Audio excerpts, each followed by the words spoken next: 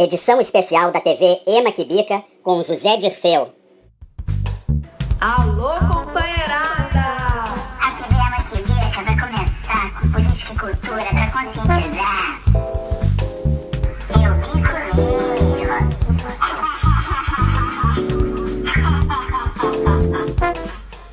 A TV do coletivo Lapa desvenda as fake news que os meus irmãos robôs espalham. Eu bico mesmo.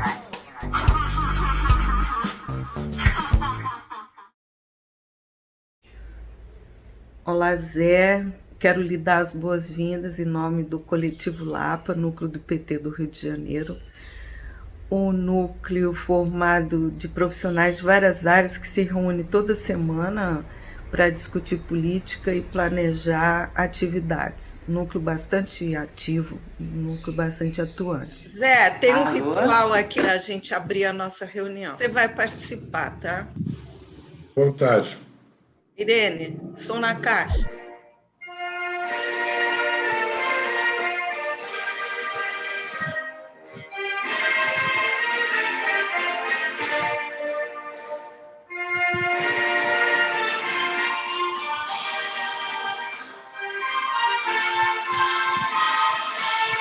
E nós temos muita identidade com você. Identidade na formulação política, identidade nas análises da conjuntura nacional e internacional que você produz. Muitos de nós já cruzamos com você várias vezes durante nossa militância dentro do partido, e eu mesma vou lhe dizer que você é o grande responsável pelo meu engajamento político quando eu entrei na universidade em 1966. Eu era estudante de letras na Maria Antônia, da Faculdade de Filosofia, Ciências e Letras na Maria Antônia, e topei com você uma ocasião, saindo da aula, ali você em cima da mureta, segurando na pilastra da universidade, fazendo um discurso político agitador, inspirador, que me fez, naquele momento, ter uma consciência do que estava acontecendo no país e de me envolver com a política definitivamente desde então. Então, seja bem-vindo, sinta-se em casa, a palavra é sua. Primeiro, eu quero agradecer o convite, para mim é honroso. E a presença amiga, solidária de vocês, esses anos todos, junto à nossa luta Lula, do Vacari, do Delúbio, Genuíno, João Paulo, a minha, que enfrentamos os processos e a prisão também. E fazer uma homenagem, já que a Beth falou da USP, da Maria Antônia, fazer uma homenagem a Helenira e a Yara, que foram duas mulheres que presidiram o Grêmio de Letras e o Grêmio da Filosofia. Ela estava na minha sala, ela era colega de turma. Exatamente. Para manter a memória daqueles que deram a vida para que nós chegássemos um dia ao governo. Quando eu assumi a Casa Civil, eu fiz um pronunciamento curto, que além de agradecer ao Fidel e ao povo de Cuba, pelo apoio e a solidariedade que nos deram, a mim particularmente, dão até hoje, e ao Brasil, lembrei que eu subi, o destino quis que eu subisse pelo cargo que eu ocupava, não que eu merecesse, ao lado do Lula e do Zé Alencar, junto a um general, que era chefe do GSI, e eu lembrei que comigo vinha a memória dos meus companheiros e companheiras que tinham lutado e dado a vida contra a ditadura e pela democracia. Então, é o fio da história que nós temos que retomar sempre, e as memórias. Aliás, eu estou escrevendo o segundo volume, estou retomando agora que eu parei, pandemia, lançamento de livro, meu câncer, tudo. Esse ano eu produzi pouco, só no começo do ano que eu fiz um resumo dos semestres durante 2006 e 2013 da minha agenda. Eu já tinha escrito, segundo o governo Lula, o primeiro Dilma, a Ação Penal 470, a mídia e nós, um perfil do Márcio Tomás Basso, do Guxiquem, do Gilberto, do Palocci, porque poucos se recordam, mas depois que eu saí do governo, iniciou-se uma campanha intensiva contra eles, né? Foi uma devastação na mídia. O Palocci acabou saindo do governo, né? O Guxiquem também acabou saindo do governo, o Gilberto acabou ocupando um lugar, né, que não era o que deveria ter ocupado no governo, foi se retraindo, né? Só depois é que ele retoma, né? E o Márcio Tomás Bastos acabou saindo no segundo governo do Lula e depois veio a falecer. E fiz também, comecei a escrever os anos de 2006, 2013, parei em 2008. Depois fiz essa memória das minhas agendas, né? Tem coisas inacreditáveis. Eu, de 2006 a 2013, eu fui 128 vezes para 23 países. É algo... Eu mesmo não acredito que eu fiz isso. E viajei mais de 200 vezes pelo Brasil. Todo semestre eu ia ao Rio 4, 5 vezes, a Brasília 6, 7, visitava 6, 7 estados. Portanto, eu passei esses 7 anos denunciando a Ação Penal 470, defendendo o governo, me defendendo e procurando construir a nossa luta e o PT.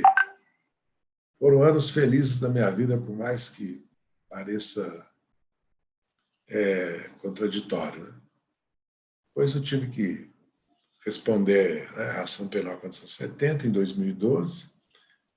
Eu recordo que eles marcaram o primeiro julgamento meu às vésperas do primeiro turno de 2012. E o Aires Brito é tão sem pudor, é tão assim, sabujo da Globo, das elites, que ele marcou o segundo julgamento meu às vésperas do segundo turno. E antes dele sair, porque ele deixava, acho que 13 de novembro, ele, não sei, ou 20, não lembro quando foi, mas que um dia depois ele deixava o Supremo. É assim a canalice estampada. Agora, com essas revelações de todas as gravações aí dos procuradores, né, o Sérgio Moro, né, a podridão toda vem à tona, que eu espero que leve à anulação e ao novo julgamento do Lula. Bem, vocês todos aqui, todas, têm experiência política, têm, tanto quanto eu, alguns mais do que eu, sabem que nós estamos vivendo outro período histórico, outro ciclo político. Nós não vivemos mais o período e o ciclo que deu origem ao PT, que levou o Lula ao governo 2 vezes, a Dilma 2 vezes. O mundo é outro. O mundo, tudo indica, passará por um novo Bretton Woods. É improvável que nós caminhemos 2022, 2023, né, com o mesmo formato, né, das instituições mundiais e com a mesma hegemonia norte-americana e do capital financeiro. Né, isso que a globalização neoliberal, vamos dizer assim. Não a globalização porque ela é inexorável, eu digo. O caráter que ela ganhou, porque o mundo já é o mundo da China, o mundo da Rússia, de novo, da Índia, da Turquia, do Irã. Eu sempre costumo citar exemplos para não ficar sem os fatos, né? O que interessa são os fatos. Né? Bem, a China fala por si própria. Né? Ela só não é, hoje, uma potência superior aos Estados Unidos e à Europa, militar. A Europa é militar. A Índia está se tornando uma potência, até porque a Índia, a Rússia e a China têm poder nuclear. Né? Aliás, o Paquistão também tem. A Turquia envia tropas para a Síria, para a Líbia, envia tropas para o Azerbaijão, para a Armênia. É uma potência regional. E o Irã tem o Hezbollah. Não só tem a Guarda Revolucionária, as Forças Armadas, como tem um braço armado externo. O Hezbollah. Nem o Fidel Che Guevara, nos seus sonhos mais delirantes, imaginaram que teria um país como o Irã, que teria uma força armada em vários países do Oriente Médio, coisa que o Gaddafi procurou fazer e não conseguiu. O Gaddafi não era... A Líbia não é o Irã, nem o Gaddafi era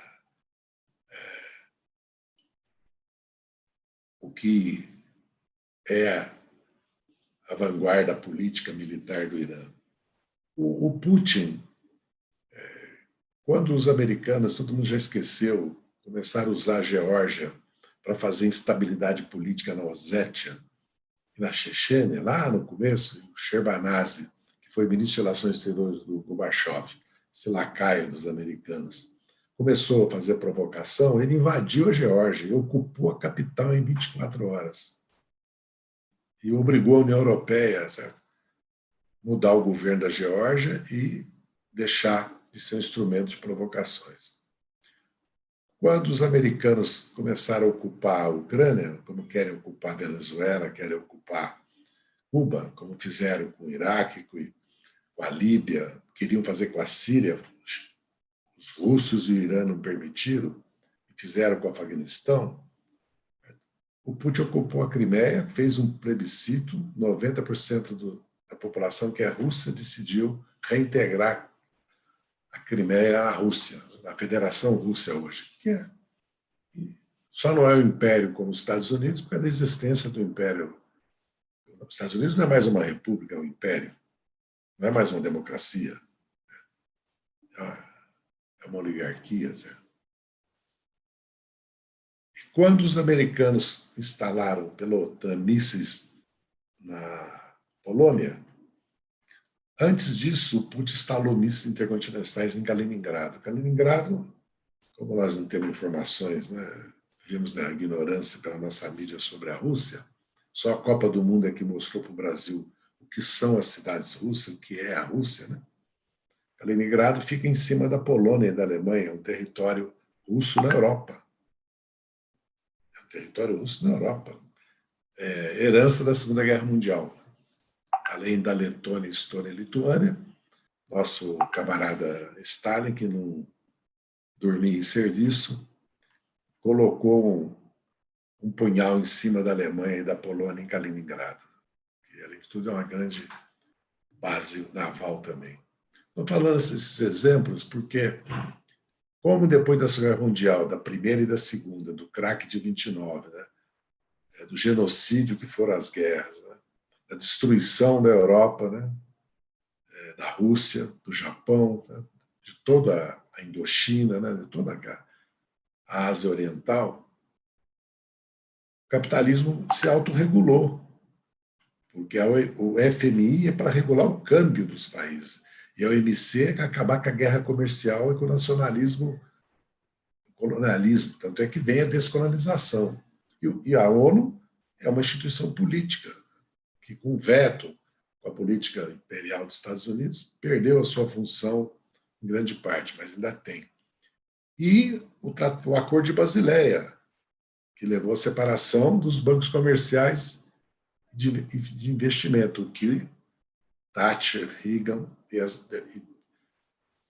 Nixon, depois de 71, todas as reformas que foram feitas, o consenso de Washington, criou esse mundo, um mundo em profunda crise, porque quando a Grã-Bretanha sai da União Europeia, quando a União Europeia tem juros zero, inflação zero, derrama de trilhões de euros e não cresce, é porque não tem consumo, é porque não tem população mais, a população não cresce e não aceita a imigração. Vocês podem observar que a Alemanha, em cada crise migratória dessas humanitárias, essas tragédias, ela aceita 1 milhão e meio de imigrantes, e a Espanha também. Porque esses países, de maneira inexorável, como os Estados Unidos é um país hoje, que vive basicamente, que é um contrassenso à política do Trump também, não é contrassenso porque ela tem uma base política, ideológica, eleitoral, né? No racismo, né? E também para unificar, consolidar um pensamento conservador de ultradireita, como acontece também com Le Pen, com Salviano, com a direita holandesa, belga, australiana, alemã, né? Mas a verdade é que a crise europeia é estrutural. Tanto é verdade que vocês observem que a Merkel não só fez a União Europeia fazer um acordo de investimento com a China, como o chanceler que vai disputar no lugar dela disse para quem quisesse ouvir, o futuro da Alemanha é Euroásia, né? É a Ásia. Né? Portanto, esse é o novo mundo. É o novo mundo que vai ser pactado. Como ele será, para onde ele irá, depende dos povos, da solidariedade internacional, dos sindicatos, dos partidos socialistas, democráticos, depende da nossa luta também. Mas ele será conformado novamente. Vai haver uma crise continental. Eu ouvi essa análise pela primeira vez, dialogando essa semana com companheiros. Não só, nós sempre vamos falar em crise na América Latina, agora nós estamos vendo uma crise continental, porque os Estados Unidos viverá uma profunda crise. Ela está a caminho, porque desglobalizar, recompor as cadeias de valores, né, de produtos, para recompor a classe operária tradicional, é impossível, no Brasil e nos Estados Unidos. O Brasil, dada continuidade à política do Lula, seria hoje um player, uma voz, uma presença no mundo para a sua reestruturação. Porque nós íamos integrar a América do Sul. Nós estávamos integrando a América do Sul pela exportação de capital, tecnologia e serviços, pela unidade política, né? A Unasul, pela CELAC, né? Pela política com a África, com o Oriente Médio. Porque o que muda o caráter de um país continental, porque vamos sempre recolocar algo que parece óbvio, mas que nós não tomamos como referência, porque nós somos o 5º país do mundo em território, o 6º, vem aí a Indonésia, vem a Nigéria, mas somos o 6º país em população e somos um país que tem indústria de base, tem base científica e tecnológica. Além da agroindústria que nós temos, com todos os problemas que ela tem, temos segurança alimentar, energética limpa, porque hoje a eólica abastece o Nordeste todo.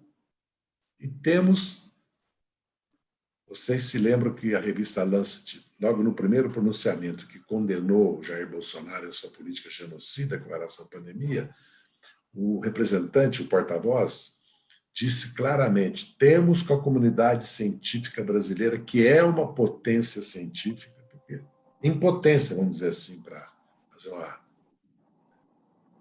repetição. O nosso mercado interno é um dos maiores do mundo. E nós temos uma vantagem, que é o mercado de 200 milhões de sul-americanos. Então, o Brasil é um país que terá presença no mundo. Porque nós vamos reverter essa situação que nós vivemos. O problema é que nós não vivemos um governo de direita, conservador, que quer fazer reformas neoliberais. Nós vivemos um governo militar, fundamentalista, obscurantista, de extrema-direita, que quer ficar no poder através de uma ditadura institucional. O golpe da Dilma foi golpe, mas foi parlamentar, jurídico, como o de Honduras, como o do Paraguai, e a tentativa, que foi militar, porque o Exército pediu a renúncia do Evo Morales, mas foi a Polícia Militar Nacional que executou o golpe na Bolívia. E nós não vivemos qualquer política de reformas neoliberais. Nós vivemos um desmonte do Estado Nacional e das conquistas sociais de 70 anos. Porque também outra referência que eu repito é que nós temos um estado de bem-estar social dentro de um país profundamente desigual. Se fosse um país com menos desigualdade, ou com pouca desigualdade, seria um pleno estado de bem-estar social. Porque nenhum país da América do Sul, Latina, tem a estrutura que o Brasil tem de educação gratuita, com material escolar, transporte e merenda, o SUS, com vacinação, com médico da família, com medicina preventiva, né? com medicamento gratuito, com todas as deformações, defeitos, corrupção que nós temos nesses dois sistemas, mas eles são quase únicos na América Latina. Mesma coisa, previdência, salário mínimo, seguro-desemprego, PPC, Bolsa Família, Minha Casa Minha Vida. O Brasil, o sistema de educação pública gratuito, a rede de cientistas e de instituições e de pesquisa que nós temos. Então, nós somos um país que conquistou, né? E temos o Estado. O Estado é o Estado, né? Os dois poderes soberanos, porque o judiciário não é um poder. A Constituinte, de 88 e as anteriores, é um poder derivado da Constituição. O poder soberano é o presidente da República e o Parlamento, a Câmara e o Senado. Mas nós temos as estatais e temos bancos públicos. Que país tem uma Caixa Econômica, um Banco do Brasil, um BNDES, um Banco do Nordeste? Isso é um instrumento poderosíssimo. Né? Todos vocês sabem, e todas, que com 500 bilhões você pode emprestar 4 trilhões. Com 1 trilhão você pode emprestar 8. Então nós temos... E nós tínhamos uma riqueza, que era o pré-sal, que continuamos tendo, mas que a renda dela está sendo apropriada pelos grupos econômicos internacionais, financeiros, e também pelas companhias petroleiras internacionais e por pequenos grupos brasileiros, que é o pré-sal, que além de ser uma renda do petróleo e dos derivados do petróleo, era uma empresa de energia e produzia tecnologia e ia ser o carro-chefe da reindustrialização já numa etapa da automação, da robotização, da inteligência artificial do Brasil. Com a sua renda. Esses trilhões de dólares que o petróleo dará em 1 a 2 décadas serão apropriados, em vez de 2/3 pela nação para ser investidos, como era, serão apropriados por esse 1% que tem 28,5% da renda nacional, por esse 5% que tem 50%, e pelo capital internacional. Está havendo, portanto, uma ruptura do nosso projeto de desenvolvimento nacional e uma desconstrução do Estado Nacional. Portanto, a principal tarefa é derrotar o Bolsonaro. Acho que nós temos que reverter a política de reformas do Guedes. Mas vejam bem, para isso, nós vamos ter que fazer uma revolução. Não vai ser só ganhar a eleição, uma revolução social. Porque se o Brasil é o que ele é desenvolvido e é rico, mas a desigualdade é profunda e traz a miséria e a pobreza, mas a miséria e a pobreza, a concentração de renda, é que impede o crescimento. A dívida pública, o déficit público são consequências da estrutura tributária, da política de juros e da concentração de riqueza e renda. Porque se nós desconcentrarmos, como o Lula provou e como o mundo está provando, se nós desconcentrarmos a renda, se o Brasil precisa fazer saneamento na metade das suas casas, precisa reconstruir 4, 6 milhões de casas, construir 6, 8, expandir sua infraestrutura. Se vocês olharem a Polônia tem um PIB, tem 31 milhões de habitantes, posso estar enganado, se é 32, 34. Polônia é autossuficiente em alimentos, como o Brasil. A Polônia tem 1 trilhão pouco de dólares de PIB, 31 mil dólares per capita. A Polônia está modernizando toda a sua rede rodoviária e de transporte ferroviário, com trens de alta velocidade e com autopistas. Né? O Brasil necessita de portos, está se construindo portos em Ilhéus agora que vai mudar completamente a economia do sul da Bahia e da Bahia. E a ferrovia leste-oeste que está sendo construída. Se o Brasil faz um investimento na sua infraestrutura e dá de comer e condições dignas para quase 1/3 da sua população que não tem, ele cresce 20 anos. Agora, o que falta para o Brasil crescer 20 anos? Poupança? Poupança se cria com crédito. Depois que a moeda passou a ser como ela é hoje e agora é digital, Essa vinculação da moeda com a inflação é falsa. Os estudos já estão mostrando isso aqui. Vários economistas ortodoxos estão abandonando. Se vocês lerem o livro Ruptura, da Mônica de Bolle, que escreveu Primeira Borboleta, que era uma crítica inteligente e atroz ao segundo governo da Dilma, ao fim do primeiro e ao segundo, né? Mas o Ruptura, ela prega a reforma tributária progressiva, ela prega a Bolsa Família expandida, ou seja, a renda mínima. Ela prega a emissão de moeda no fundo, porque nós temos condições de fazê-lo com os bancos públicos e com o Tesouro Nacional e com o Banco Central, porque nós temos 500 bilhões de lucro nas reservas do país e nós temos uma margem de manobra enorme na dívida pública. O que não pode é a dívida pública pagar 7,5% de juros quando o mundo paga juros negativos da dívida pública.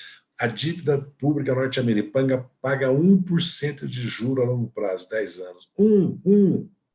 Nós pagamos 7,5%. É verdade que nós estamos pagando 2,8% no empréstimo Selic, que é um terço da nossa dívida pública.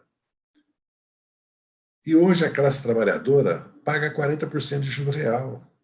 Como é que pode? Então, você está se expropriando a renda do que ela consumiria. Quando nós compramos 3 televisões, 3 geladeiras, nós estamos deixando de produzir uma. Às vezes, quando nós compramos 2, estamos deixando de produzir uma, conforme o juro. E o juro da pequena e média empresa, a mesma coisa. Se desconta a nota promissória, uma duplicada, que daqui a pouco já não vai existir mais isso, né? Mas se desconta. Um mês. Não vou falar em cheque especial, cartão de crédito, porque isso já é um assalto, né? É uma apropriação ou expropriação da renda. Então, e a estrutura tributária, ela expropria centenas de bilhões de reais todo ano da classe trabalhadora que podiam virar consumo. Porque nós pagamos imposto de renda até R$6.000, de 2 a 6. Mas como é que pode cobrar imposto de renda até R$4.000?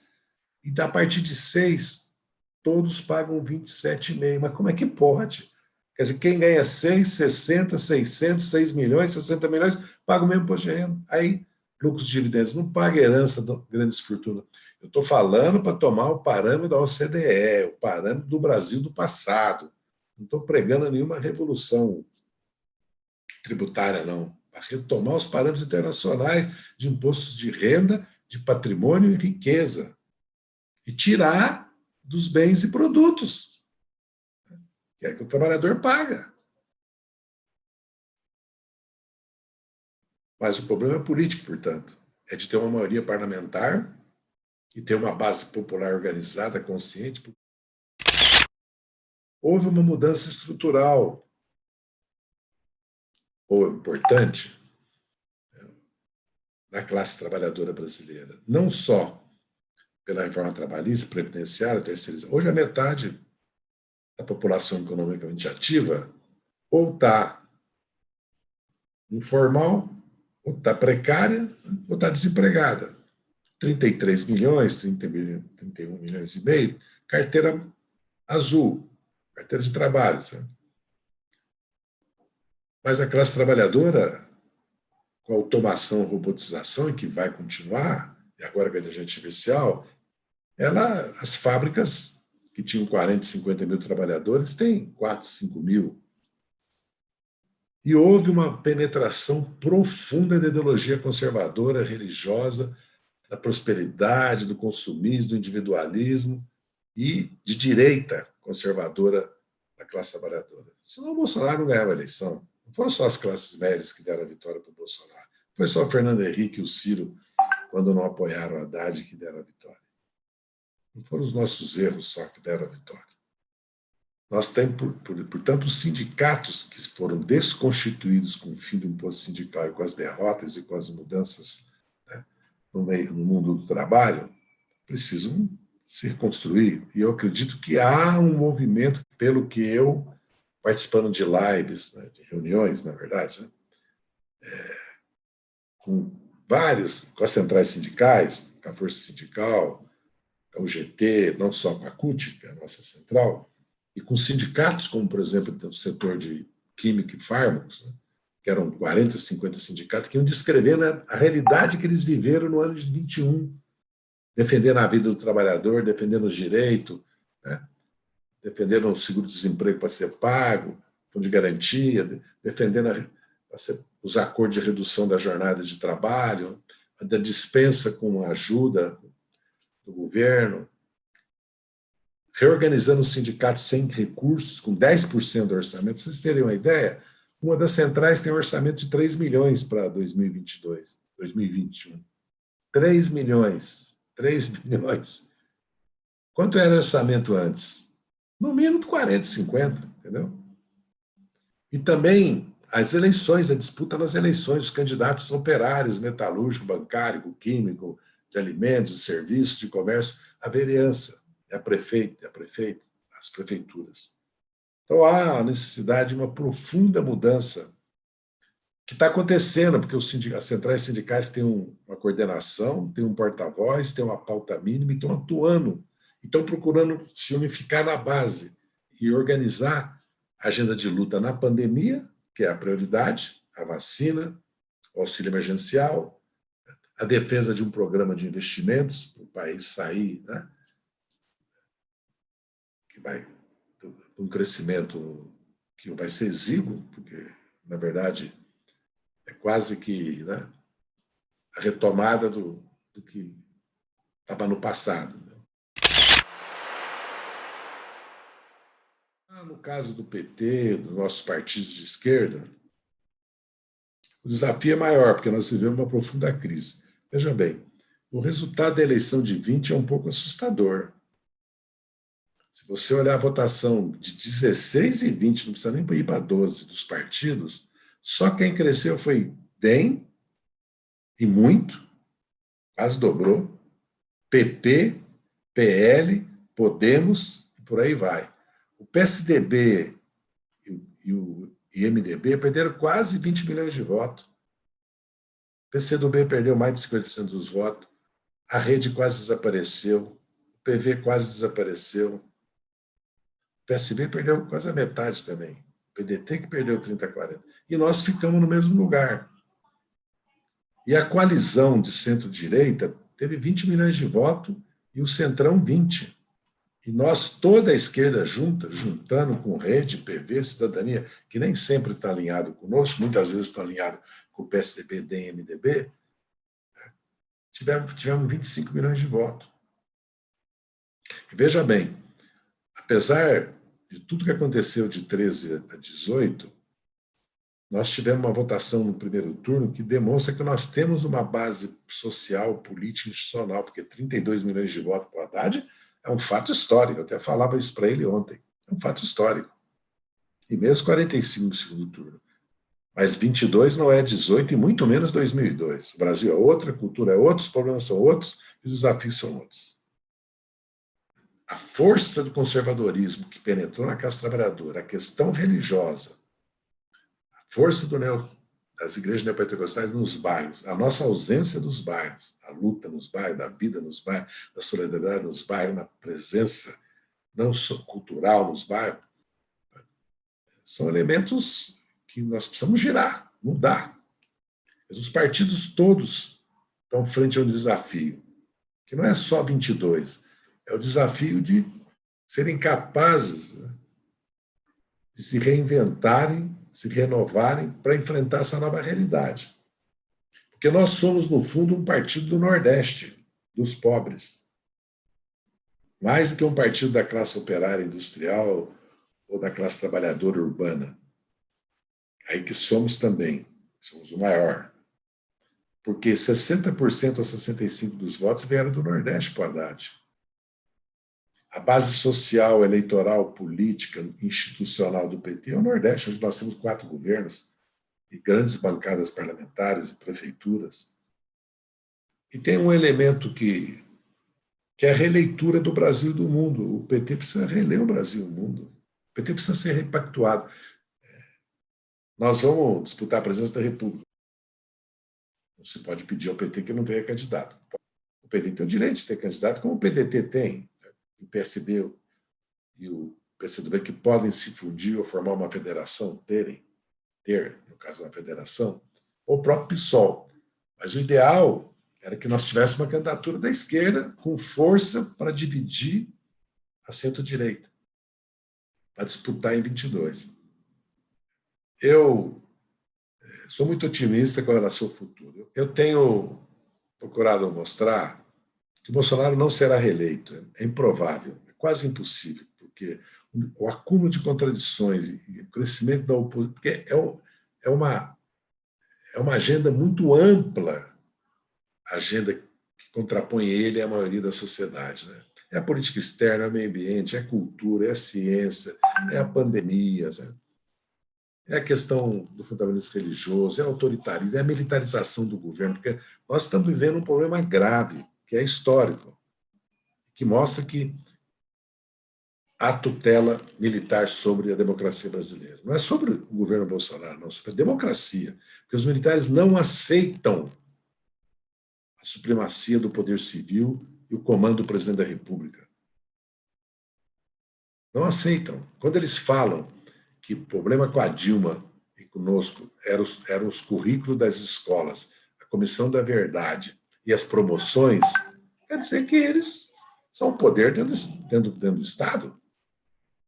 Veja bem, os militares acabaram de ocupar o aparelho do Estado brasileiro, a administração pública, praticamente. Não só pelo número de ministério, mas pelas nomeações das estatais, nas autarquias, em todos os ministérios que não têm militares à frente, são 8, 10 mil. São 12 mil oficiais da ativa, 12 mil famílias. Eles ganharam 23% de aumento real com o Temer, 43% com o Bolsonaro. Ganharam ajuda de custo e verba de representação. Vocês conhecem os desembargadores, né? A festa de ajuda de custo e verba de representação. Ganharam uma contribuição de habilitação, que é todo militar que estuda, e eles estudam quase 7, 8, 10 anos dos 25 que tem. Eles se aposentam a metade com menos de 50 anos. E a metade é filho e neto de militar. E eles têm as escolas melhores do Brasil, os hospitais melhores do Brasil, os melhores clubes, e todos eles agora vão ter acesso à casa própria com dinheiro público. É uma casta. É uma casta. Um general vai ganhar 80, 100 mil reais. E agora você vê os olerites, é aquela coisa das férias, né? Vai começar toda aquela festa que tem no Poder Judiciário. Viraram uma elite como a elite do Poder Judiciário, menor do Poder Executivo, que não tem tanta. Mas o Legislativo e o Judiciário, o Executivo não tem tanta. Aliás, fomos nós que reorganizamos as carreiras, os planos, reorganizamos a gestão e o poder público no Brasil, inclusive o Ministério Público, Polícia Federal, a CGU, a AGU, o COAF, tudo isso fomos nós. Então, nós vivemos um problema gravíssimo, democrático, que é o Bolsonaro e as Forças Armadas, a tutela militar. E vivemos um problema grave que é da soberania, a independência nacional, que é a desconstituição do Estado e a política externa. As Forças Armadas brasileiras estão sob o comando sul-americano e a OTAN, certo? Inclusive é ilegal, inconstitucional, porque teria que ser aprovado no Congresso Nacional. E tem essa obsessão, que é o que unifica toda a centro-direita liberal com a direita bolsonarista, que é a reforma tributária, administrativa, é toda essa agenda que eles apresentaram hoje, que inclusive é a agenda chamada agenda de costumes, né? E esse Bolsonaro só não é um ditador porque o Congresso Nacional e o Supremo, a imprensa, a grande imprensa, e nós impedimos. Porque o Supremo não deixou ele governar por decreto-lei, não deixou passar a escola sem partido, não deixou passar o fim da autonomia da universidade, não deixou passar a censura e por aí vai. Depois vem meio ambiente, terras indígenas, questão de ciência, educação, N. O Congresso não deixou a privatização da Previdência, protegeu a mulher trabalhadora, o trabalhador rural, o PPC, os professores e as professoras. O Congresso impediu um Estado policial que o pacote anticrime ia criar, que agora está sendo desconstituído, que é a Lava Jato. E o Fundeb é o maior exemplo. né, de impedir, fora N medidas provisórias que caducaram, N que foram derrotadas. E há, na verdade, já uma dissensão entre a oposição liberal burguesa, que agora foi quebrada, porque o PSDB e o MDB sofreram uma derrota e o DEM praticamente entrou para o governo e a metade do PSDB também aderiu ao bolsonarismo, sem peias. Mas, na verdade, há um eleitorado de 15%, 20% no Brasil que votava no PSDB, porque o Alckmin teve 9,5% de voto. A votação média desde o Fernando Henrique era 30%. Então, a nossa votação foi isso. Esse eleitorado quer um candidato antibolsonarista que continue as reformas neoliberais, para fazer uma caricatura, simplificar. O Bolsonaro será candidato, tudo indica que estará no segundo turno, mas dificilmente vencerá. Eu acho que a maioria do país não lhe dará um novo mandato. Quem vencerá? Um candidato da centro-esquerda, da centro-direita liberal ou da direita liberal? É a disputa política. E vocês conhecem os problemas que nós temos. O Ciro não só é candidato, e será, e tem o direito, é legítimo, mas é um candidato anti-PT, anti-Lula, do Lula-petismo corrupto, como ele diz. O Flávio Dino já não é isso. Até acabou de dar uma entrevista para o Tarso Genro, como o Ciro deu, como eu dei, uma entrevista muito construtiva, muito unitária, muito de frente de centro-esquerda, com diálogo com setores, né, da centro-direita, ele deixa isso claro, que é preciso construir, muito criticando muito a questão do Lula-petismo, todo esse discurso do Ciro, muito aberto para uma aliança conosco. Agora, vocês sabem que para fazer aliança tem que começar agora. Agora, não é outubro de 21, muito menos em 22, porque os estados começam a formar já as alianças.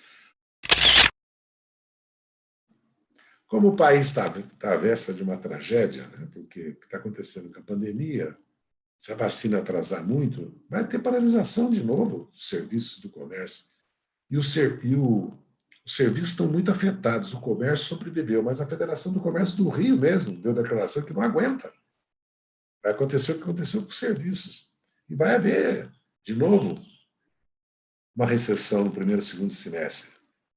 Então, a urgência do país agora, e é essa a nossa pauta, é a vacinação, o auxílio emergencial e a luta para ver se nós saímos dessa lógica do teto de gasto, de regra de ouro, que também é uma luta dentro do governo sobre isso, a bem da verdade. Vocês acompanham, sabem que há uma facção do governo capitaneada pelo Rogério Marinho, secretário de Integração Nacional, Regional, e pelo Tarcísio Freitas, ministro da Infraestrutura, que é o plano pró-Brasil que o general apresentou e que o Guedes ridicularizou, que exige, evidentemente, que você invista pelo menos 1,5% do PIB, certo?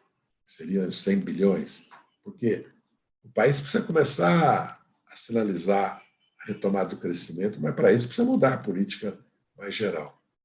O Brasil precisa de uma revolução social. Ela será feita pelo povo, porque eu não acredito. As elites, elas são de uma... Veja bem, elas são incapazes de aceitar aumento de IPTU. Vocês já viveram isso, nós já vivemos isso nos nossos governos nas grandes cidades. Porque se não houver uma reforma tributária progressiva e não houver uma mudança no sistema bancário e financeiro e no sistema político, o país não voltará a crescer. Isso é uma revolução, porque cobrar imposto sobre grandes fortunas é uma situação, cobrar imposto de renda no Brasil mesmo, baixar juros no Brasil, é uma revolução. Mas o país vai se defrontar com isso nos próximos anos. E nós não estamos à altura dessa luta, porque haverá luta nesse país. É uma ilusão achar... Porque veja como é que mudou a conjuntura da América do Sul. Vinha uma onda conservadora, vinha as vitórias de direita, vinha os golpes de Estado, e veio o quê? A vitória na Argentina, a vitória na Bolívia, a revolução na Bolívia. A vitória na Bolívia, o levante no Chile, a vitória no plebiscito, o levante no Equador, vitória no Equador, que não digo, se não roubarem, vai ganhar. Podem roubar, mas vai ganhar.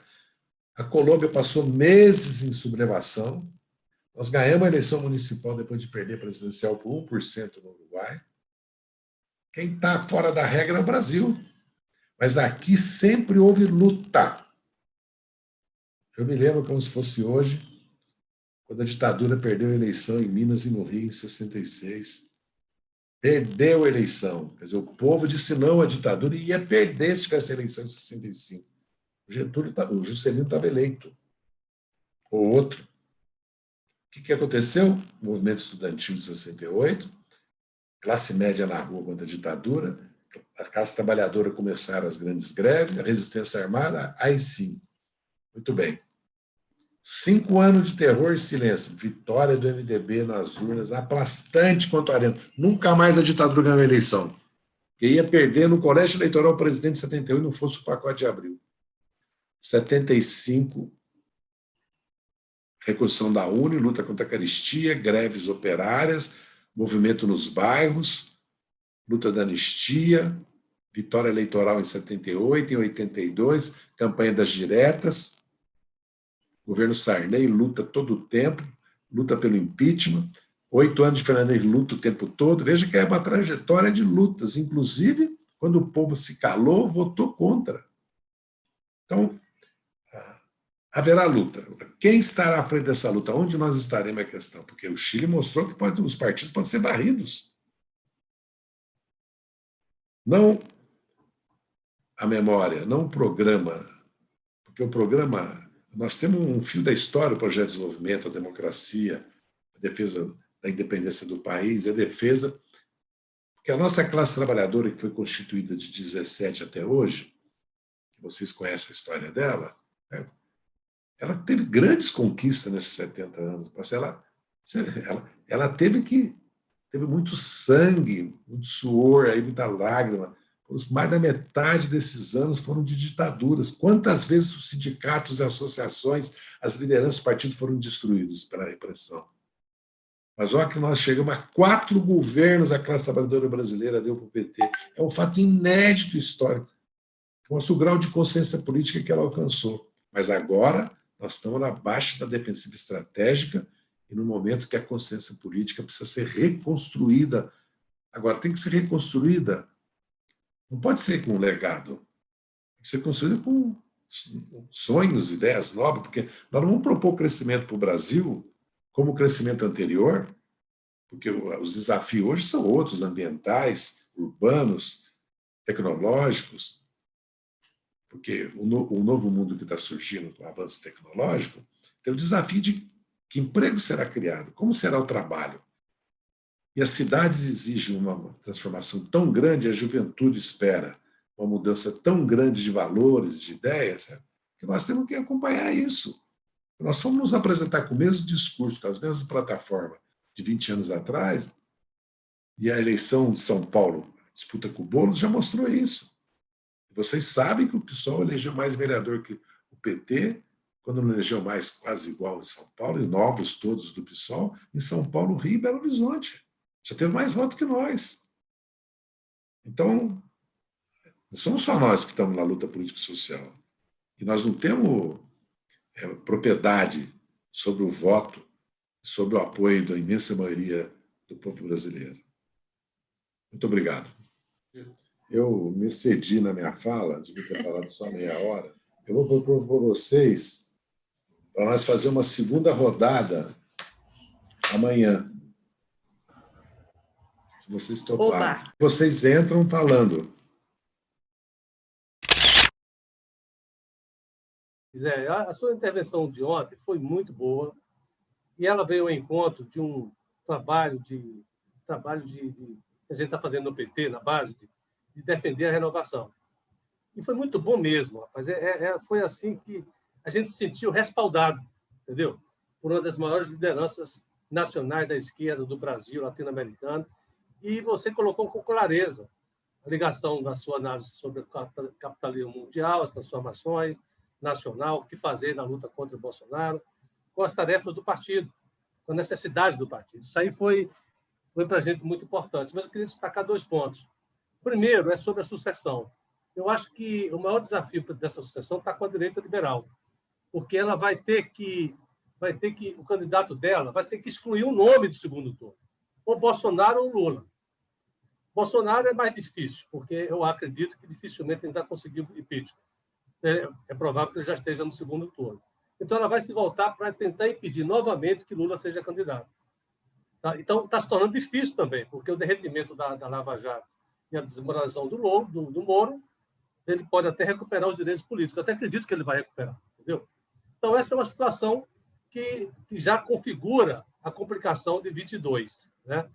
Mas está se formando, de qualquer modo, uma maioria na sociedade diante de Bolsonaro. Apesar disso, é muito difícil a gente formar uma frente ampla contra o fascismo. Você falou claramente, analisando a economia. Porque as classes dominantes, setores da classe média, apoiam a política econômica do ministro da Fazenda do Bolsonaro. A equação não fecha. Eu acho que, mesmo dentro dessa situação, a obrigação nossa do PT e das esquerdas é construir uma frente de centro-esquerda. Aí entra o segundo ponto da destaque, que é a questão da renovação. Porque, para o PT fazer isso, ele vai ter que se renovar, gente. O PT está com um discurso, com uma visão muito conservadora da política. Ele tá vendo sempre pelo retrovisor. Ele está mergulhado nos interesses regionalistas. Então, ele está só com a proposta do legado. Isso foi feito na campanha eleitoral de 18. O legado é importante? Mas você não pode, através do legado, mobilizar as massas. Não vão. Agora, se as massas começarem a lutar, nós vamos ver que Bolsonaro é o responsável pela desgraça. E aí entra quem? Entra o Lula, porque Bolsonaro, hoje, para as massas, equivale ao Lula do passado. Então, aí volta o Lula. E voltando o Lula, volta a memória do legado que está na cabeça do povo. Agora, a gente não pode chegar a isso como moeda de troca. Toma o legado e vem para a luta. Não vai acontecer. E o PT está com muito essa visão fechada. Entendeu? Eu acho que essa história da renovação que você colocou, agora, com propriedade, né, isso nos deixa muito cavaleiro, porque a gente sabe da dificuldade. Eu acho que a renovação, a pressão por dentro para renovar vai ser insuficiente. Tem setores do PT que defendem uma conferência extraordinária, eu até sou simpático com essa ideia, nós aqui, né?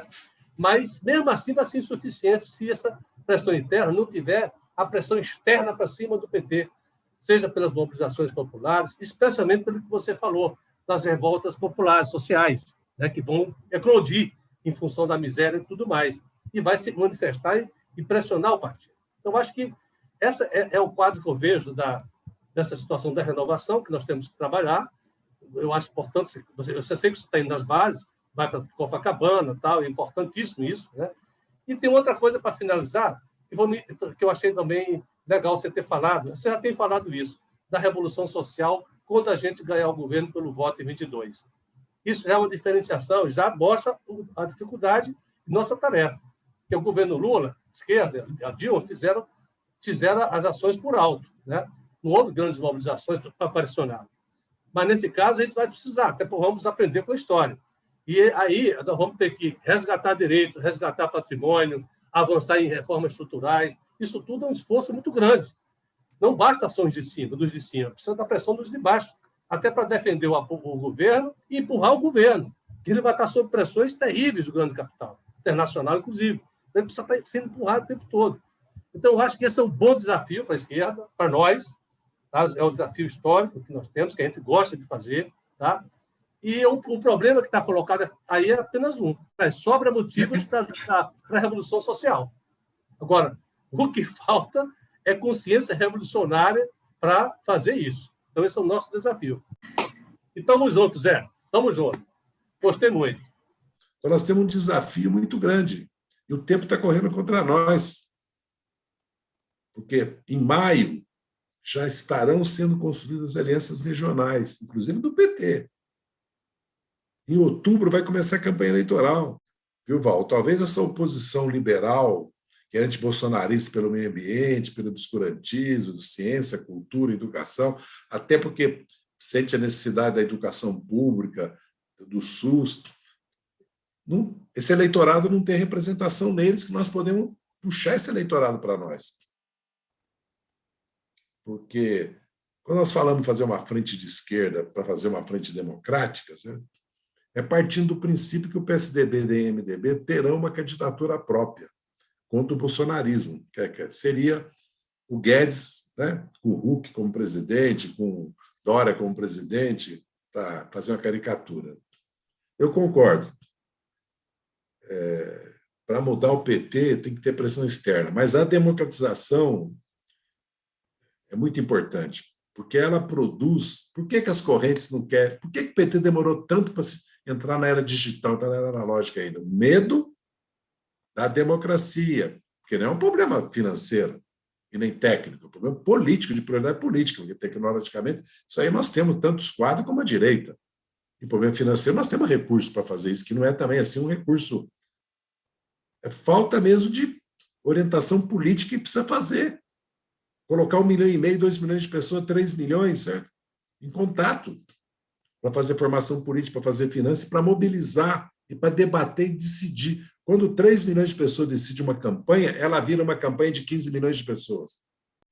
Essa questão da frente de esquerda, nós já temos experiência disso. O PT foi cooptado porque fez a campanha da direta com a CM, com o PFL, né, no palanque nosso. Por acaso o PT foi cooptado porque fez o impeachment do Collor com a direita? Foi para o governo Itamar? Foi para o colégio eleitoral? Não. Agora, se nós não criarmos além de unificar ao máximo as esquerdas, puxar setores médios, dividir a oposição liberal, porque a oposição liberal vai namorar o Bolsonaro. Nós temos que entrar aí e ganhar o eleitorado deles. Por quê? O Alckmin teve 30% de voto? Não, teve 10%. O PSDB perdeu 20% de voto. Esse eleitorado foi para o Bolsonaro. Esse eleitorado está querendo uma opção que não seja o Bolsonaro, não seja nós. Mas dentro desse eleitorado, uma parcela grande vai se descolar por causa do adesismo. Porque esses partidos... A entrevista do ACM Neto hoje, a entrevista do Fernando Henrique criticando o PSDB e a matéria do Estadão, Notas e Informações, que é um editorial falando que tem 3 partidos no Brasil, PT, DEM e PSDB, veja bem. Depois falou dos partidos da corrupção, que é o Centrão. Então, o Estadão já fez o... Né? Não chega para cá. Sabe que nós é que vamos decidir o segundo turno, se nós não tivermos o segundo turno. E é bem provável que a gente esteja. Você aqui para falar, para dizer alguma coisa, quer nos ouvir, mas eu ainda quero muito mais ouvir você, principalmente para poder compreender o papel do PT nesse momento. Quer dizer, o PT tem condições de conduzir a esquerda a uma retomada de ações contra o bolsonarismo? O que a gente pode esperar do PT na atual situação? Ele caiu, ele perdeu o vigor, ele já não é mais aquela marca que tinha antes, ou é só uma marca sem fôlego. Isso eu gostaria muito de ouvir de você, muito mais do que de dizer. Ok? Nós somos ainda o partido que podemos unificar. Não digo o PDT, porque eu acho que o Ciro tem um caminho próprio e está buscando uma aliança com essa oposição liberal que sofreu uma fratura muito grande agora na eleição da Câmara. Um dos resultados que acabou sendo negativo, mas que é produto da nossa ação, que ameaçou derrotar o candidato Bolsonaro, foi que ele penetrou no DEM e no PSDB e implodiu esses 2 partidos. E ganhou quase, entre esses 2 partidos, mais votos um pouco em outros partidos, inclusive do nosso campo, ele conseguiu 60 a 70 votos, que fez a diferença para ele vencer a eleição. Ele ia perder se esses partidos ficam unidos. E o DEM agora fala, inclusive, em aceitar o Bolsonaro em 2022. E o Fernando Henrique tem que chamar a atenção do PSDB, porque ele está vendo o PSDB aí também. No ano passado, ou retrasado, você usou uma frase que para mim é um mantra, todo dia eu lembro dela. Eles tiraram da nossa mão, nós vamos tirar da mão deles. Isso aí, todo dia eu faço esse mantra e isso me alimenta muito aí na luta. O Daniel Arão Reis, em uma entrevista no ano passado, ele colocou uma coisa muito importante que eu gostaria de ouvir a sua opinião. E ele disse assim: as milícias bolsonaristas não vão aceitar a derrota e as esquerdas precisam se precaver. Então, todos nós sabemos disso. A revolução social é a nossa meta. Como se precaver? Zé, eu acho que o partido se afastou bastante da base. A preocupação que nós estamos tendo é que nós lidamos diretamente com a ponte, com a base.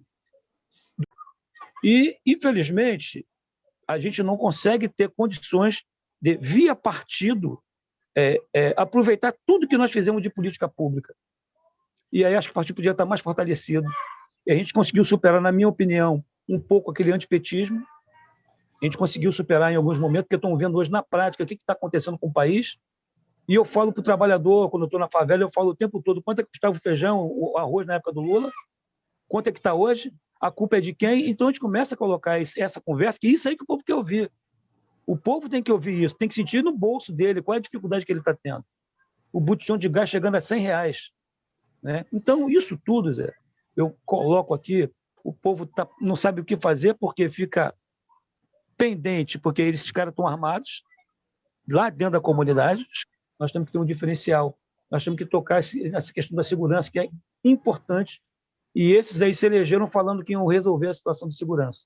O que a gente está vendo aí é a proliferação de armas em todo o estado do Brasil, principalmente aqui no Rio de Janeiro.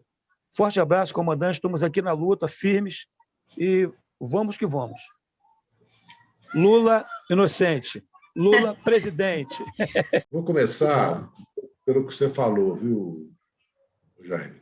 Veja bem, nós surgimos nos bairros, na luta nos bairros. As fábricas vieram depois. A primeira luta depois de 74, da derrota da Arena pelo MDB, foi a luta da reconstrução da UNE. Tipicamente classe média, jornalista, professor, bancário, estudantes. Depois vieram a luta contra a caristia, que foi a luta das SEBs, das pastorais, e daqueles que saíram das faculdades e foram da ciência jurídica, fazer cursinho, apoiar as lutas populares, como hoje está acontecendo com a parte grande da juventude. Não é só o RUC, né? É a CUFA que está... Tem também, nós estamos começando, está começando a se disparar da balaia, que é o movimento que elegeu vereadores agora pelo Brasil, que é um movimento que surgiu, a imensa maioria são petistas. Se nós não pusermos o pé no bairro, né, porque as sedes do nosso partido, você sabe que eles disputam as associações, conselho tutelar, tudo, a direita, os vereadores, fora o problema do tráfico e da milícia, que é outro problema muito mais grave que nós tínhamos na década de 60, de 70, 80. Nós temos que ter portas abertas. Se nós não... Porque quando a mãe tem o filho drogado, ela procura a igreja. Quando o pequeno comerciante quebra, quando tem desavença familiar, esses programas das rádios, da televisão evangélica, como a Record, isso funciona. Então, há uma necessidade de um giro total, não só para as redes, como para esse trabalho. Através de você, eu consegui ter uma visão bem mais clara relativa à questão da tutela militar da democracia. Quero saber a sua opinião sobre a questão das milícias. Eu não sei se você vê isso como uma coisa mais local do Rio de Janeiro, ou se você também acha que é uma questão nacional, essa coisa do armamento das milícias e de um exército paralelo, enfim, que hoje está se dizendo aí pela nossa mídia que chega a 1 milhão de armas, né, e que está aumentando a questão das vendas, né? E agradecer muito ver você aqui quase ao vivo. E essa questão das milícias é nacional. Eu estava conversando sobre Santa Catarina, em algumas favelas, para fazer campanha, tem que ter autorização do narcotráfico. Não sobe.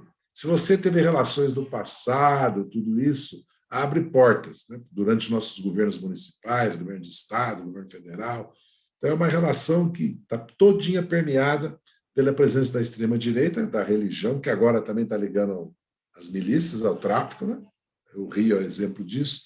Esse é um desafio que exige um partido de novo tipo. Zé Dirceu, eu admiro muito você e tenho certeza que nesses últimos 40 anos, desde a fundação do PT, você foi uma das pessoas mais importantes politicamente para o Brasil. E a partir da sua fala de ontem, eu mudei. Eu passei a ver o PT e muitas coisas diferentes. Você teve uma influência muito grande no meu pensamento, porque tudo está em cima das contradições. E você tem uma visão boa e maior e ampla do que a maioria das pessoas tem, porque você até exerceu o cargo, fundou o partido, teve a oportunidade de desenvolver muito bem essa visão das contradições. Essa questão da formulação, eu tenho dito, o PT precisa reler o mundo, reler o Brasil e as causas da sua derrota estratégica. Não foi pouca derrota, não, a derrota que nós sofremos. E precisa mudar por causa disso. Então, eu tenho feito um esforço grande sobre isso. Né? Eu sou, na verdade, um pregador. Né? Vocês sabem que eu saí da prisão 2 vezes e passei a andar pelo Brasil, falar. Comecei a visitar cidades do interior, depois de visitar 22 capitais. Visitei quase 50 cidades e ia visitar mais de 150, não fosse a pandemia. Com esse objetivo de falar. Hoje mesmo eu falei com o mandato da vereadora Bia, mulher, negra, LGTB. Essa semana eu falei com o vereador da mandato, Eliana Cirne. Falar com essas coisas novas que estão surgindo no PT. Eu acho que a proposta de democratizar o partido, dar voz e voto a todos, né, é um bom começo para alterar essa política desses grupos dentro do partido que estão se acostumando demais com a burocracia da política burguesa. Né? Estão se prendendo demais a isso. Mas achei que é uma proposta que vai encontrar muitas barreiras dentro do partido, né? Muitas barreiras internas. O que fazer? Essa é a minha pergunta. Por que eu falo muito da democratização para começar? Porque nós temos 1,5 milhão de filiados, amigos, simpatizantes do PT.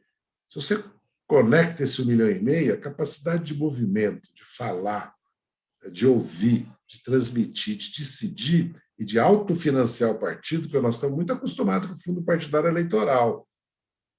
O imposto sindical desapareceu, a direita não brinca em serviço, nós sabemos como é que é o jogo deles.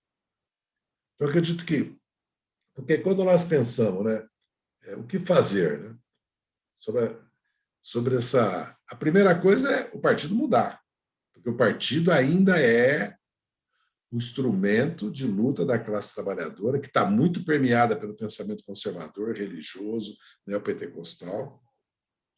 Senão o Bolsonaro não ganhava a eleição. Nós conhecemos isso com o Moro, com o Collor, vimos isso com o Jânio Quadros, os mais velhos aqui lembram, o ademarismo, o janismo, o chaguismo. Né? Agora, mas teve o Brizola também, teve 4 vitórias nossas. Então, é uma disputa da consciência, da alma, né? Dos corações, das mentes dos trabalhadores. E nós estamos muito atrasados nessa disputa, nesse instrumento. Se houver uma luta popular de massa no Brasil, periga a gente ser atropelado. Espero que só obriga o Jaime, que está aí enfiado aí, está com os pés no barro aí, ou no asfalto hoje em dia mais, sabe o que significa isso, se vier uma revolta popular. Pode passar por cima de todos os partidos, como foi no Chile. Então, nós temos que correr para mudar, entendeu? Correr para mudar. E o PT pode mudar, porque há energias no PT, há pensamento, há liderança, há comigo. O próprio Lula nunca foi conservador nesse sentido. E nós temos uma luta da solidariedade, porque essa questão da solidariedade, eu já briguei tanto no PT por isso. Tinha gente que falava para mim que era caridade. Eu falava, vocês estão brincando comigo? Vocês estão brincando. Isso eu falo no passado, não agora na pandemia, em outros momentos. Eu falava, quer dizer que incendeia uma favela e o PT não está presente lá? Vem uma enchente, destrói 500, 600 casas, nós não estamos lá? Acontece um desemprego em massa, as pessoas estão passando fome, nós não vamos levar cesta básica? Eu não estou entendendo. Começa um dengue descontrolado, nós não vamos com brigadas de médicos lá, de enfermeiros ajudar, se o Estado não está presente. Lógico que o nosso papel é que o Estado esteja presente. As políticas públicas estejam lá, que nós fizemos, nós podemos falar porque nós fizemos. E outra coisa é que parlamentar do PT sempre foi para construir o partido, fazer a luta social e disputar o espaço. E construir programas, porque a experiência legislativa, com a acadêmica, com a do serviço público, com a luta social, quando funde isso, foi assim que o PT construiu programas, na luta dos bairros, na luta sindical, na academia, no serviço público, nos exercícios de mandato parlamentar e de governo. Nosso programa não caiu do céu, o de 2002. Eu me lembro quando começou a discussão de programa de governo na Assembleia Legislativa de São Paulo, na década de 80, lá nas comissões, que eu era secretário de Formação Política do diretório regional, depois é que eu fui secretário-geral, depois que eu fui deputado. Rapaz, quando eu comecei a falar que o PT precisava ter programa de governo, quase me expulsaram do PT. Que era um programa revolucionário, uma plataforma para tomar o poder. Na verdade, era a história ainda que o PT era uma frente, não era um partido. Tinha outros que não interessam aqui agora. Sem o povo organizado, sem a disputa das consciências, dos corações, mesmo que a gente ganhe a eleição, é muito difícil governar. Porque vai ter isso, vai ter as milícias, né? Vai ter o crime organizado, vai ter o parlamento contra nós, a maioria. Não vai ser um governo, a não ser que venha uma revolução social, uma eclosão social, que não é uma hipótese afastada pelas condições objetivas que vocês estão vendo como é que o povo está vivendo. Eu estou em Chicago visitando minha família. E aqui nos Estados Unidos, ontem você falou muito de uma conjuntura internacional, mas eu fiquei sentindo falta de falar até dessa nova conjuntura, né? Com o Biden, que, claro, a gente não pode esperar muito, mas o isolamento do Bolsonaro, do governo Bolsonaro, em termos internacionais, deixa a gente com um pouco mais de vontade de acreditar que algo vai se passar. Eu queria saber assim, até que ponto o Brasil, né, se beneficiaria, dado esse isolamento, mas também a nossa campanha de impeachment do Bolsonaro. Veja bem, é evidente que mudou os Estados Unidos. É só ver a nomeação. Ontem eu li a biografia e as características do secretário de Defesa, do Conselheiro de Segurança Nacional, do secretário de Estado, da vice. É só ler essas 4 biografias, você vê que vai vir questão climática, vai voltar para o OMC, vai voltar para o Pacto de Imigração, certo? Vai ter outra política com relação à China, a cibersegurança vai estar presente, certo? A rede democrática, né, que é a luta contra, no fundo, a China, vai estar presente, e a Rússia, certo? Mas tem uma outra, a imigração vai ser tratada de outra maneira, porque os Estados Unidos precisa de imigrantes. Porque tem um embate entre republicano e democrático, é um embate também da escravidão, da guerra civil, da luta pelos direitos sociais, né? De 2 Estados Unidos, que ainda... Os Estados Unidos é um império, não é mais uma república. É um império, apoiado na força militar hoje, não é mais no poder econômico, tecnológico, comercial, porque a China está ultrapassando, vem a Índia aí, a Rússia, tem a Turquia, tem o Irã, o mundo está mudando. Já a Grã-Bretanha, já falei sobre isso. Então, eu acho que há, sim. Agora, vai haver uma disputa, né? Nós sabemos que tem o Estado profundo, né? Tem a minoria, a maioria relativa no parlamento, que é uma vantagem, e tem o Wall Street, né? Tem a CIA, tem os interesses, né, do aparato. Se o Eisenhower denunciou o complexo militar, imagina, era nada quando o Eisenhower denunciou, era mais efeito da Segunda Guerra Mundial, né, porque ele governou logo depois. Vocês imaginam agora, entendeu? Então, eu acredito que houve uma mudança, sim, nos Estados Unidos e vai ter consequência para o Bolsonaro, sim. Vai ter. Que é uma das razões que ele vai perder a eleição, porque a elite brasileira, você pode fazer qualquer política externa, agora não faça política externa contra os interesses dos Estados Unidos, que ela pula na hora. Isso o Celso Amorim, que é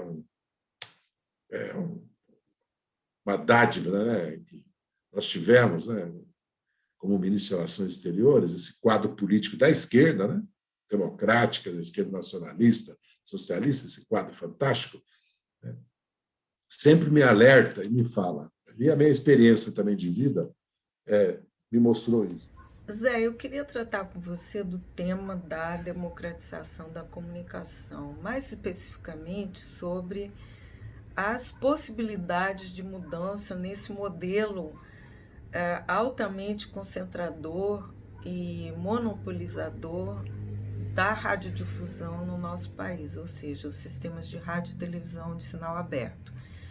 A nossa Constituição tem um capítulo da comunicação social dos mais avançados do mundo, onde somente um dispositivo foi regulamentado posteriormente por lei, que é o Conselho de Comunicação Social, que nós queríamos que fosse um órgão independente, como existe em vários países do mundo, inclusive nos Estados Unidos, mas que acabou sendo aprovado como um órgão assessor do Congresso Nacional ligado à mesa do Senado Federal.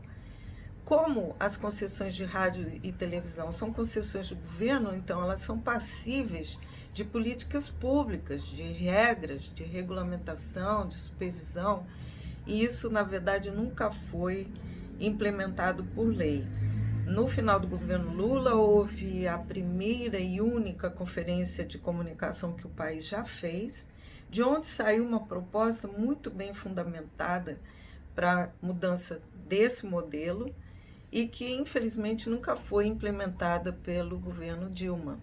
Então, o PT ainda está devendo ao país uma proposta, um bom debate e uma mudança no modelo de rádio e televisão que existe no país. E lógico que essa questão do programa, nós não podemos apresentar um programa de 2002, vai ter que falar, porque se não falar que nós vamos democratizar as comunicações, Beto, depois não pode.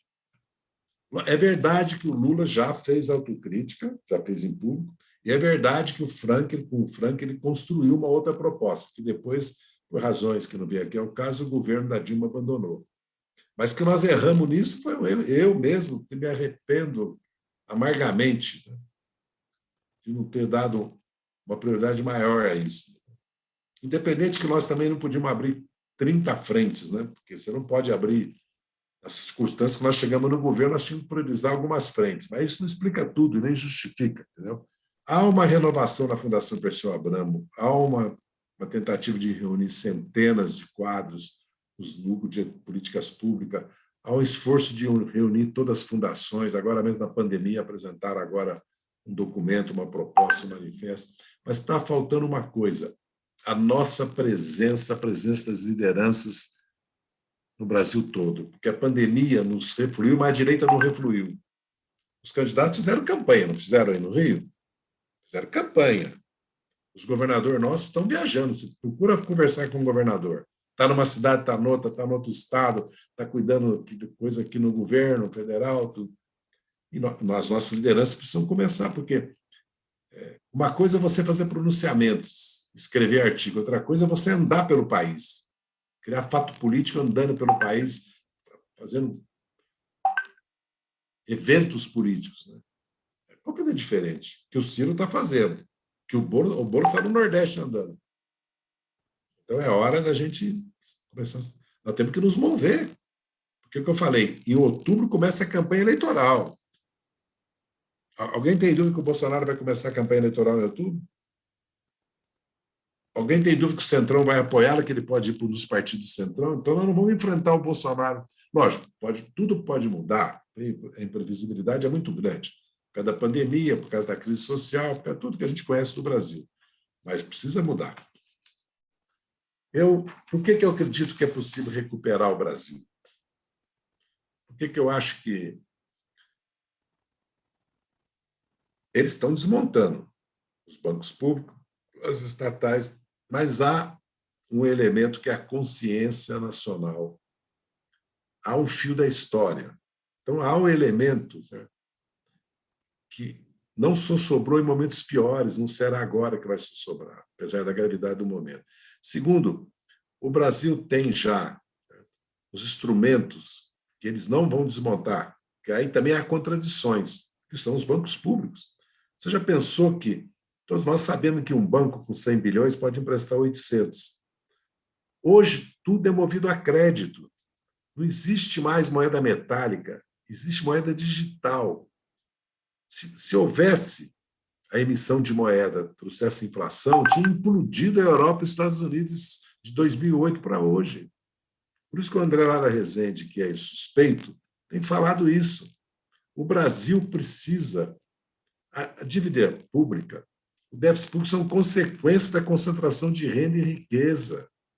Então, nós gastamos quase 700 bilhões com isenções tributárias e com juros da dívida pública. Nenhum país do mundo paga juros da dívida pública. Os Estados Unidos pagam 1% a título de longo prazo, a Alemanha é negativo, na Itália é negativo, no Japão é negativo o juro. Nós pagamos todo ano 400, 500 bilhões.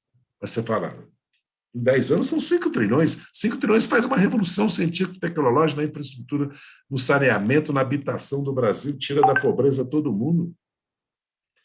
Se o país tem essa demanda toda,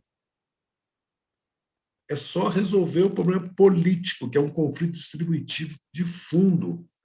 Essa concentração de renda e essa estrutura tributária de juros que apropria-se da renda que era para ir para o consumo. Então, o problema do Brasil não é como outros países. Tem países que têm conflito religioso, nós podemos ter, do jeito que está indo. Tem países que não tem queda d'água, não tem carvão, não tem petróleo, não tem matéria-prima, não tem mercado interno, não tem indústria de base, não tem tecnologia, não tem pensamento científico, instituições científicas. Não é o nosso caso. Eu falo sempre que a base que nós vamos partir é como muito melhor que a China partiu em 78. Não tem comparação.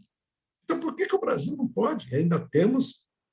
E tem um Banco Central, eles estão dando essa autonomia do Banco Central. A hora que nós nomearmos uma diretoria para o Banco Central, com o pensamento nosso, você já percebe a revolução que nós podemos fazer? Porque eles eu não posso falar isso muito, não. Eles estão criando, certo? Estão nos dando, certo? Uma arma, certo? Mais poderosa que a internet, que é um Banco Central independente.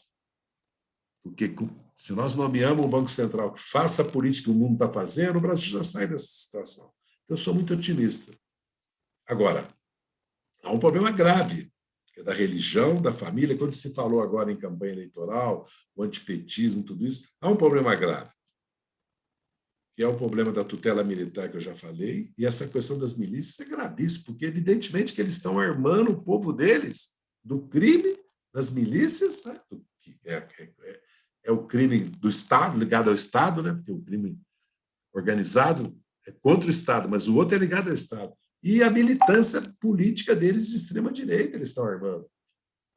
É sério isso. Então, nós vamos enfrentar um problema sério. E estamos enfrentando agora o problema da religião da família. Agora, como é que pode um partido cristão, que, gente, o PT surgiu da sacristia, ou não foi? Dos conventos, não foi? Hein? Aonde é que o Lula se reunia, os grevistas se reuniam?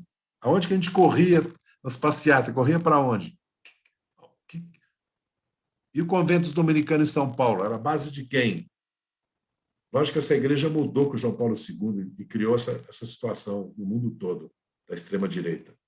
A destruição da teologia de libertação, da SEB, das pastorais, dos bispados, que ele separou, dividiu tudo para não deixar ter poder político progressista, foi uma tragédia para a Igreja Católica.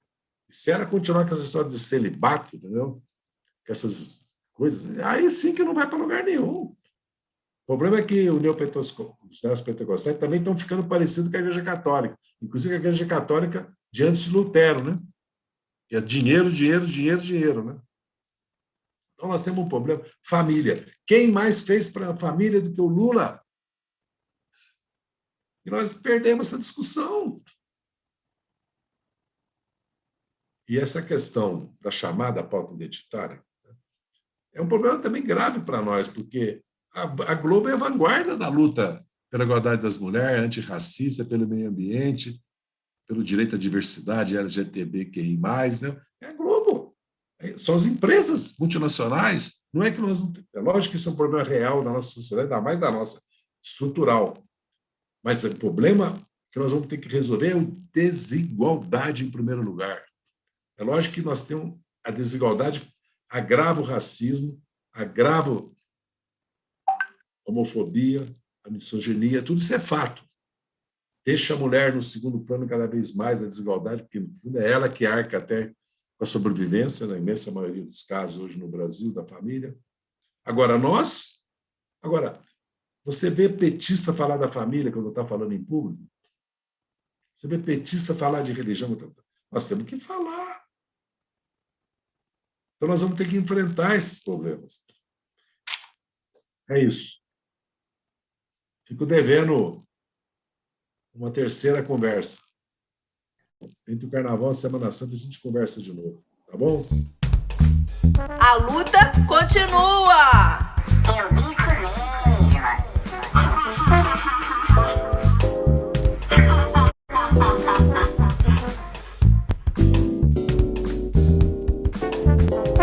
Não perca a próxima edição da Ema que Bica, com bicadas ainda mais fortes. Até lá!